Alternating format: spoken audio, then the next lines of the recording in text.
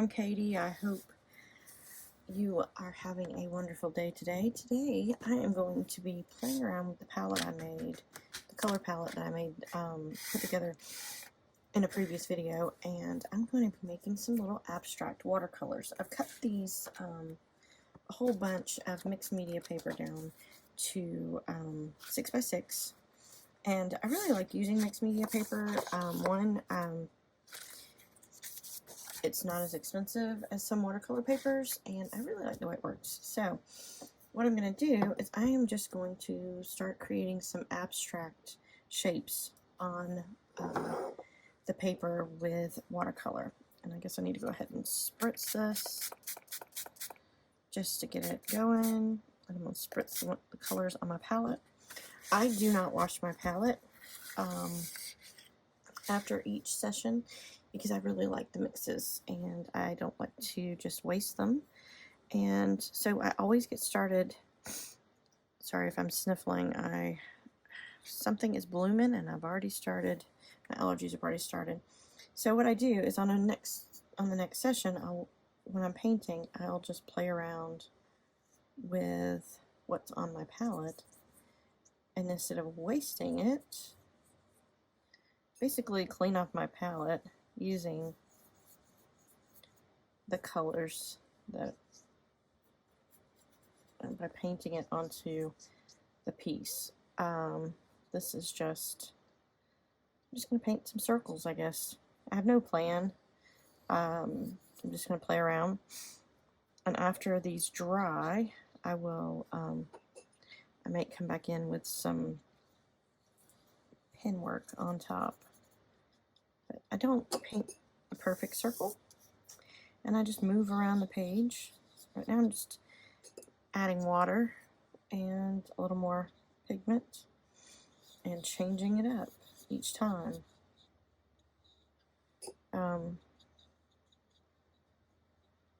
Changing it up each time as I go around the page just really adds some fun to the piece, because like I said, there's no plan. It's just to play around and have some fun, work with different colors, clean off my palette pretty much. And I like having them touched because once they dry, it's really fun. Now since I've went to the blue, I'm going to go add this pop of green here. Let me just pop some over here just to make it equal out. Get a little water. And the thing is, the more water, the more it blends. And you can just dab some color in and let it bleed. Because once it's dry, it won't be so obvious that they're bleeding like this. But it'll make some really cool textures in your watercolor.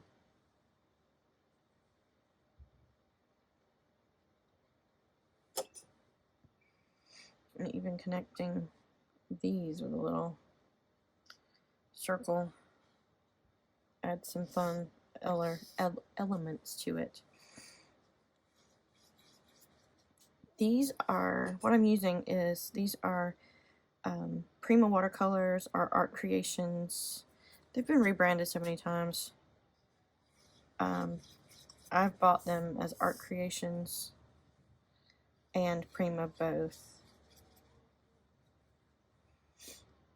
So, like I said, there's no rhyme or reason to this. I'm going to go back into this one.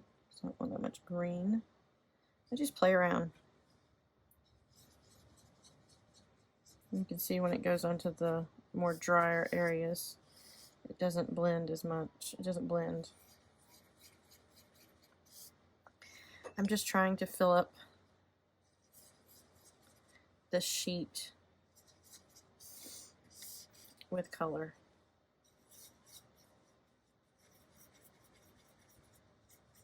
And there we go. There we got some blending in. Alright, that one's done. And now we're going to grab another one. Like I said, I'm going to keep painting these until and let the previous one's dry.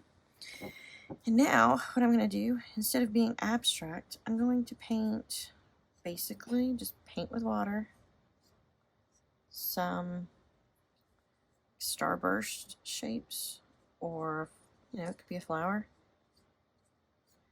Just going to paint them with water, and then I'm going to choose a color to pop in the middle of each one,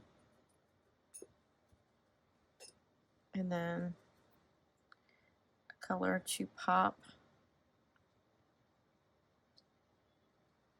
at the end of each petal.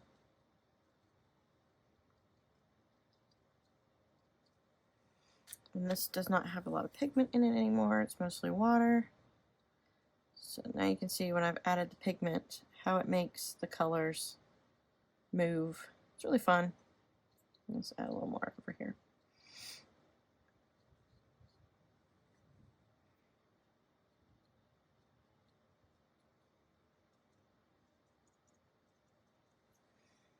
And let's, all the colors react differently.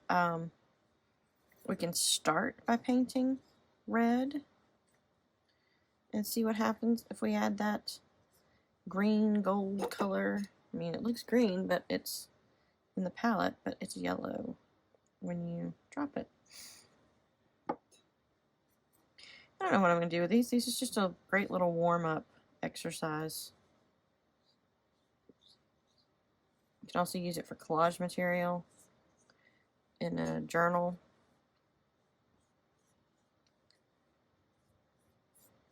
But it's fun. And it's a great way to test out your colors. And now let's grab a little blue and pop some blue in different places.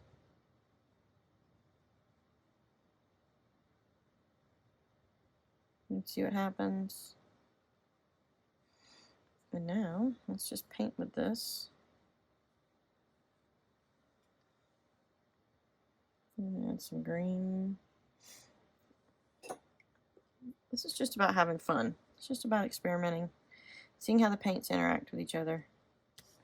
Like I said, I don't work with watercolors like a traditional watercolor artist does. I am very freeform. I like to play with it and use it in my own way.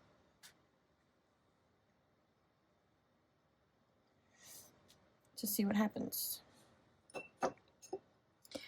Definitely very abstract with what I do.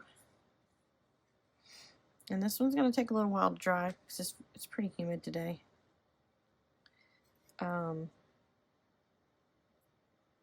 Cool.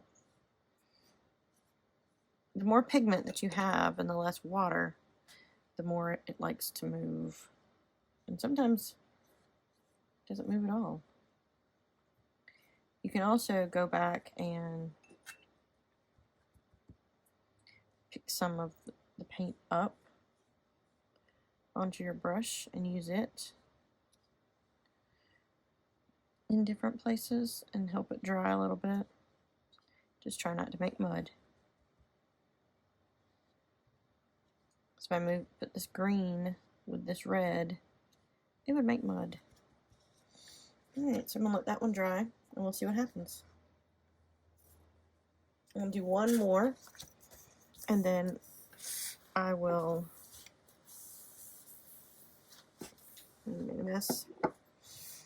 One more. Let's see what happens. Let's just do some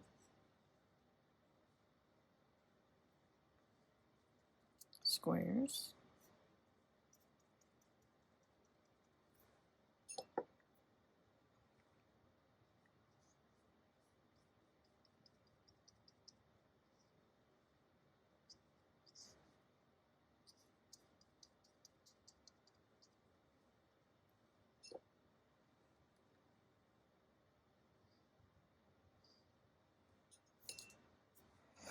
And see what happens. Let's pick this red. And paint one here. And paint one here with a little less pigment, more water.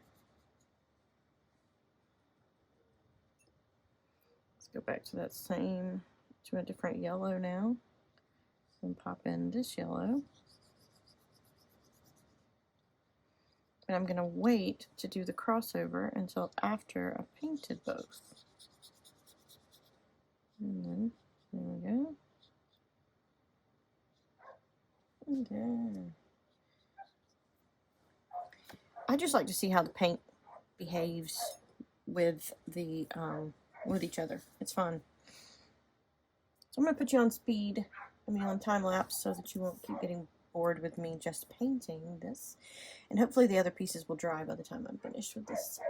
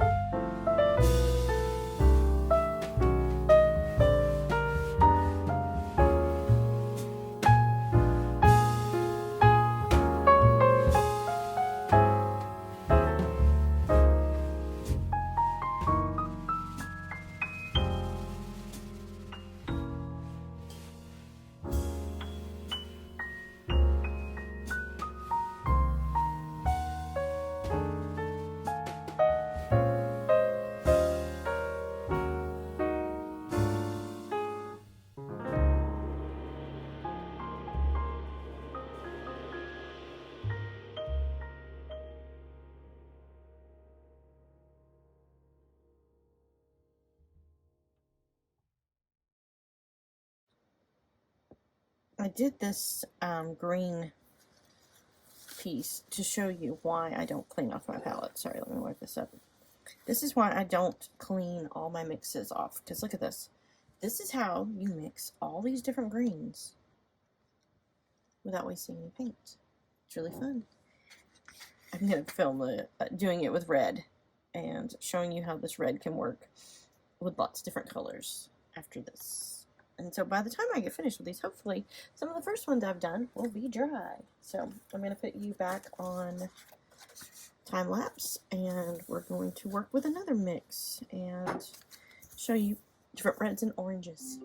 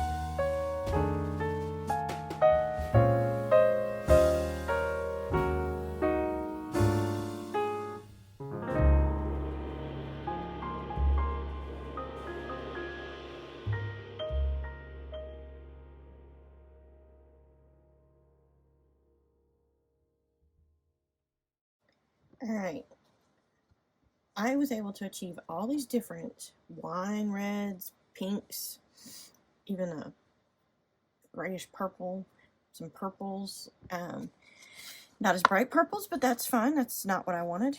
Just using pink, red, this blue, and a little bit of white. But yeah, this is fun. So this is how you can have fun experimenting with